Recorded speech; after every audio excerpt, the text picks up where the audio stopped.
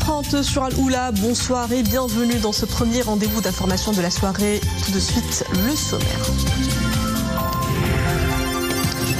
Rabat accueille la 11e édition de la Convention des juristes de la Méditerranée. Une tribune où les experts du pourtour font le plaidoyer d'une justice transparente, accessible et surtout connectée aux réalités des justiciables, citoyens et entreprises. CAN féminine 2024, après un match nul face à la Zambie, les Lions de l'Atlas s'apprêtent à croiser le fer demain soir avec les Léopards dames congolaises. Un match ultra décisif dans la course à la qualification pour le dernier carré du tournoi continental. La sélection nationale se montre déterminée à tout donner sur le terrain.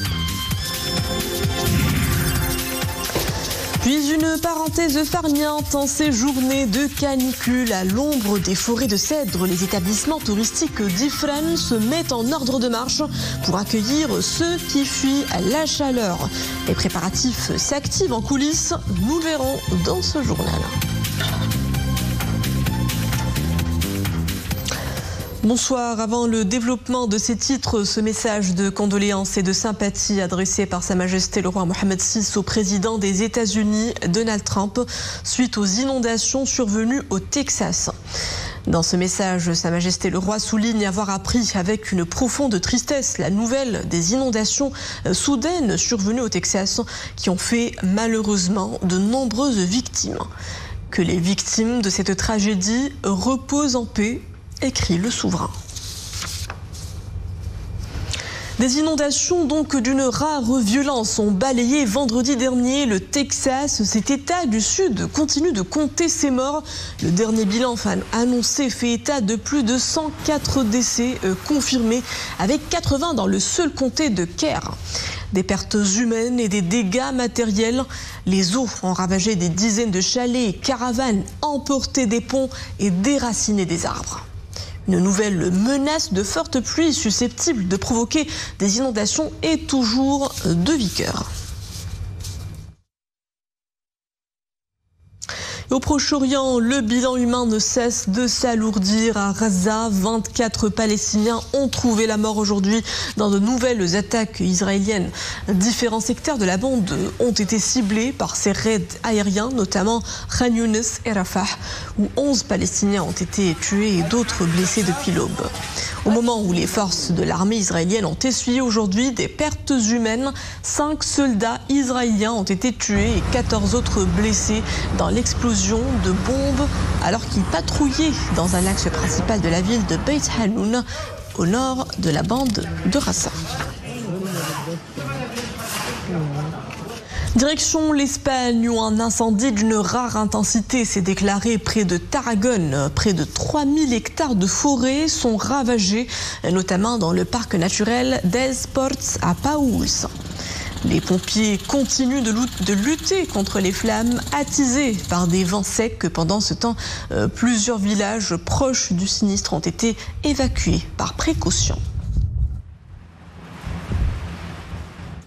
Et alors que les flammes continuent de progresser en Espagne, la France n'est pas épargnée. Plus au nord, près de Narbonne, dans le département de l'Aude, un autre incendie a ravagé plus de 2000 hectares de végétation.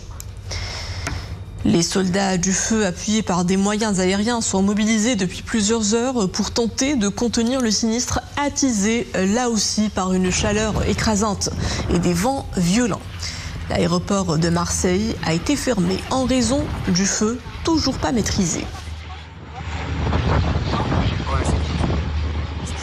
Retour au Maroc à l'heure où le rapport du citoyen à la justice traverse une mue profonde. Des experts du pourtour méditerranéen engagent une réflexion autour d'une offre de justice accessible et efficiente. À Rabat, la 11e édition de la Convention des juristes de la Méditerranée a ouvert aujourd'hui ses travaux.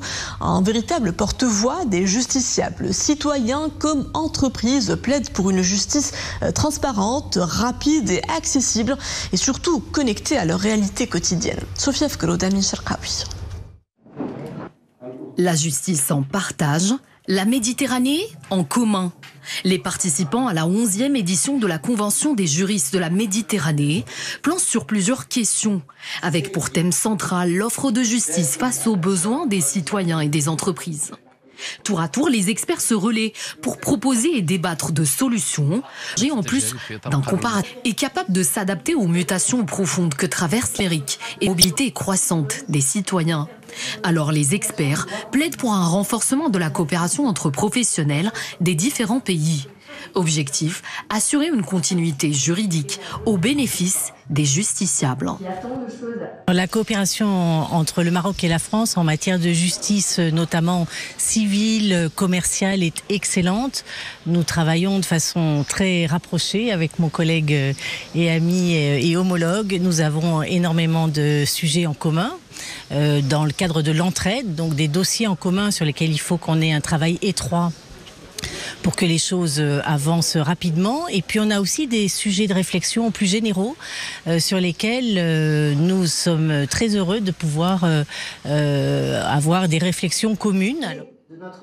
L'évolution de la place du contrat dans les relations juridiques, le rôle des acteurs du droit dans les modes alternatifs de règlement des différends et la responsabilité des entreprises face aux enjeux durables et éthiques. Autant de sujets en débat et d'enjeux partagés entre riverains de la Méditerranée. Car ici et après tout, le droit jette des ponts entre les rives.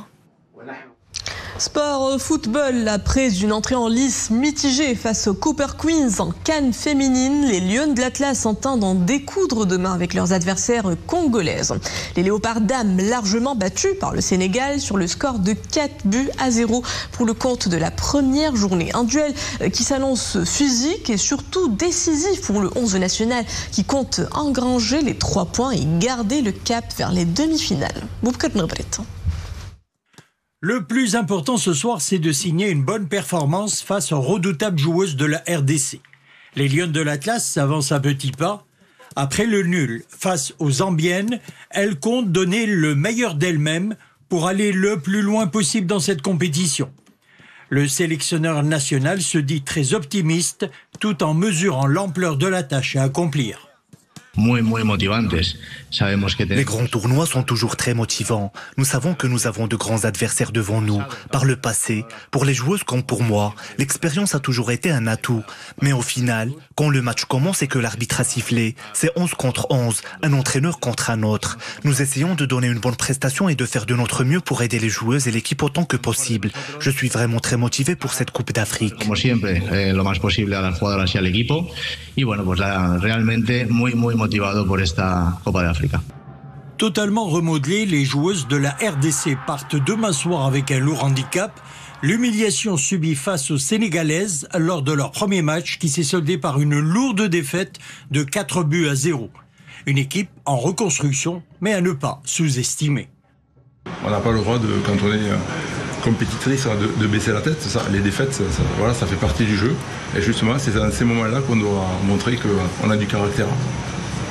Le Congo reste une équipe en construction, mais justement qui monte en puissance. On l'a vu justement sous la tutelle de Lamia Boumehdi qui gère le TP Mazembe, venu justement au Maroc et gagner cette Ligue des Champions.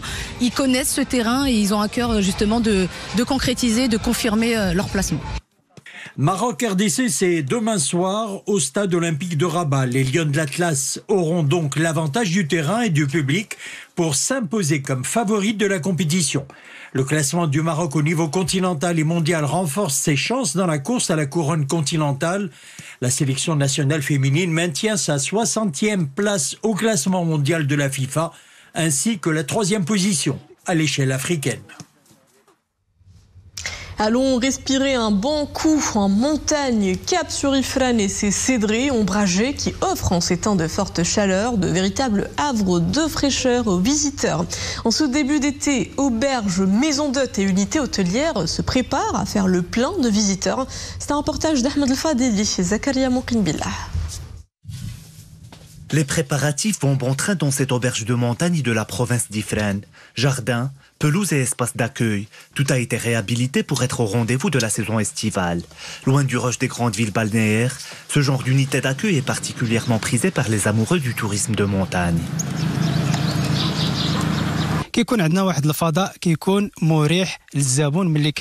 Nous veillons à garantir un confort optimal aux visiteurs qui affluent vers notre auberge. Notre région est réputée pour sa verdure, son relief montagneux, ses beaux paysages, ses lacs et ses poissons, notamment la truite, ainsi que ses cédrés.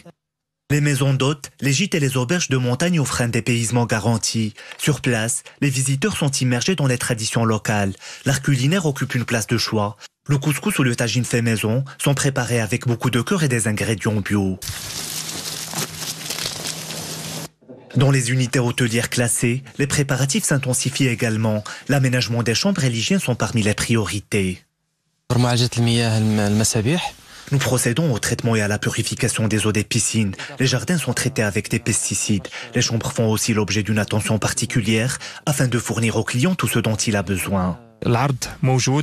L'offre hôtelière est diversifiée. Elle est adaptée à tous les budgets. Gîtes, auberges, hôtels. À cela s'ajoutent des activités d'animation proposées durant la saison estivale. Dans la province d'Ifrane, le nombre d'unités hôtelières classées avoisine les 75 établissements. Un nombre en constante augmentation. L'idée est de répondre à une demande de plus en plus croissante sur le segment du tourisme de montagne. Et voici ce qui attire les foules chaque été. Cette fois-ci, ça se passe de l'autre côté de la Méditerranée, à Pampelune, en Espagne, qui vit au rythme de la fête de San Fermín. Comme le veut la tradition, chaque matin, 6 taureaux sont lâchés dans les ruelles étroites du centre historique, poursuivant les coureurs de blanc et rouge vêtus jusqu'à l'arène. Je vous laisse avec ces images du premier lâcher taureau, une ambiance de liesse où l'excitation est collective.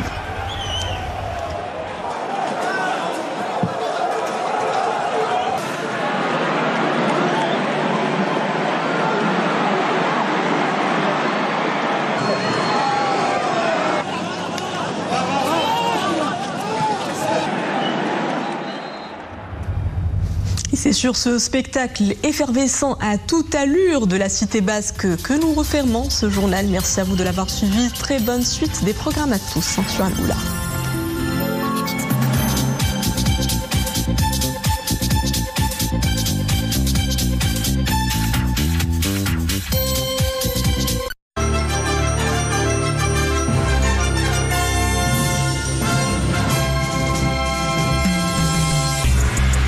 Sous le haut patronage de Sa Majesté le Roi Mohammed VI, la Fédération royale marocaine des sports équestres organise la 40e édition de la Semaine du Cheval. Les meilleurs cavaliers et chevaux du royaume participeront au championnat du Maroc de saut d'obstacles et dressage.